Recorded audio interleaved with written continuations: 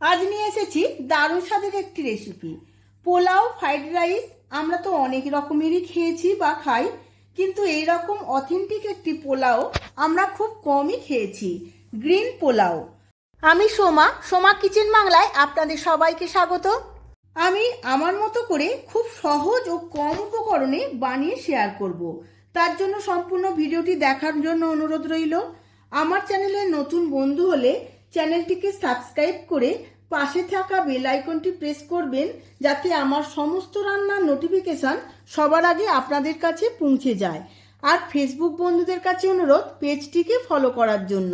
চলুন দেখে নেওয়া যাক রেসিপিটি। গ্রিন রাইসের জন্য প্রথমেই আমি একটা পেস্ট বানিয়ে নেব। তার জন্য আমি মিক্সিং জার নিয়ে নিয়েছি।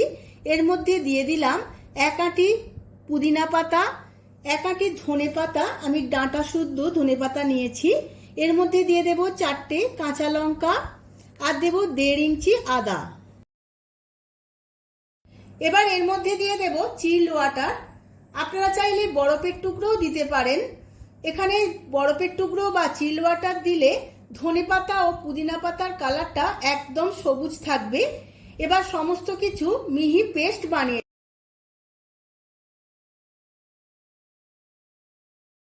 পেস্ট আমার রেডি হয়ে গেছে। অন্যদিকে আমি পাত্র বসিয়ে নিয়েছি। এবার মূল রেসিপিতে যাব। পাত্রের মধ্যে আমি 2 চামচ ঘি এবং 2 চামচ সাদা তেল দিয়ে দিয়েছি। বেশ গরম হয়ে গেছে তেল ও ঘি। এবার এর মধ্যে কাজু আর কিশমিশগুলো ভেজে নেব।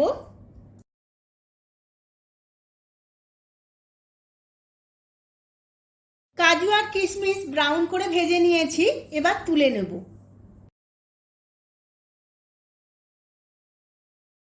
এবার ওই একই তেলের মধ্যে দিয়ে দেব একটা তেজপাতা, একটা শুকনো লঙ্কা, 1.5 ইঞ্চির মতো দারচিনি, কয়েকটা লবঙ্গ, 4টে ছোট এলাচ আর 2টো বড় এলাচ।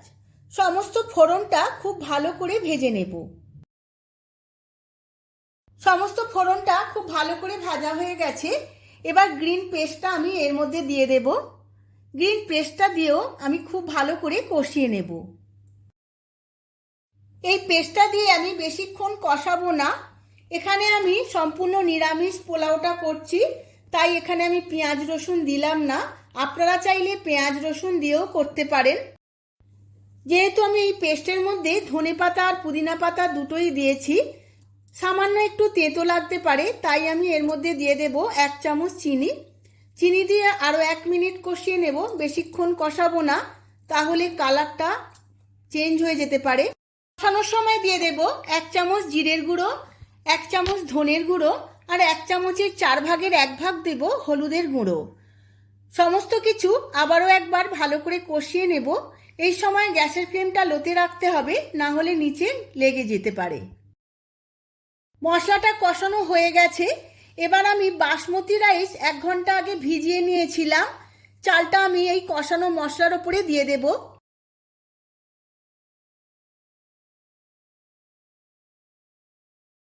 এবার চাল দিয়ে সমস্ত মশলাটার সাথে খুব ভালো করে 2-1 মিনিট কষিয়ে নিতে হবে, যতক্ষণ না চালের জলটা শুকিয়ে যাচ্ছে।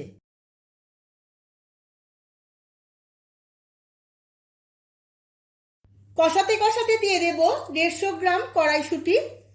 আমি এখানে অন্য কোনো সবজির ব্যবহার করলাম না, আপনারা চাইলে অন্যরকম সবজিরও ব্যবহার করতে পারেন। এবার সমস্ত কিছু আবারও 1 মিনিট কষিয়ে নেব।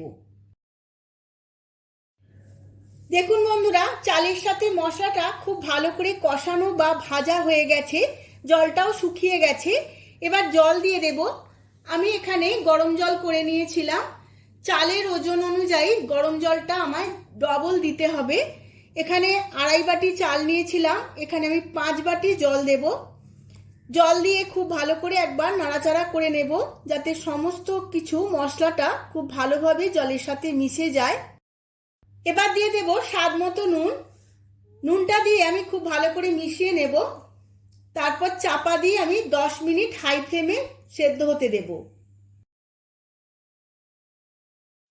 গ্যাসের ফ্লেমটা হাই টু মিডিয়াম রেখে 10 থেকে 15 মিনিট সেদ্ধ করে নিয়েছিলাম। জলটা অনেকটাই শুকিয়ে গেছে, দেখুন বন্ধুরা। চালটা আমার 70% সেদ্ধ হয়ে গেছে। এবার ভেজে রাখা কাজু কিশমিশগুলো ওপর থেকে ছড়িয়ে দিয়েছি। আর দিয়ে দেব শাহি গরম মশলার গুঁড়ো 1 চামচ, আর দেব ঘি 2 চামচ। এখানে আমি গাওয়া ঘি দিয়ে দিয়েছি। এবার চাপা দিয়ে আরও 10 মিনিট লো ফ্লেমে সেদ্ধ হতে দেব।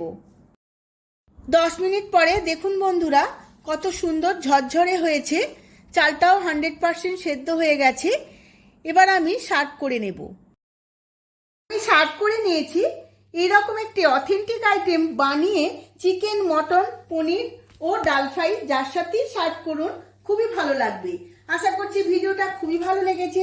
যদি ভালো লেগে থাকে লাইক ও কমেন্ট করবেন, আর বন্ধুদের সাথে বা আপনজনের সাথে প্রচুর প্রচুর শেয়ার করবেন। আজ তাহলে আসি, আবার দেখা হবে পরবর্তী ভিডিওতে আরও একটা নতুন রেসিপি নিয়ে। ধন্যবাদ।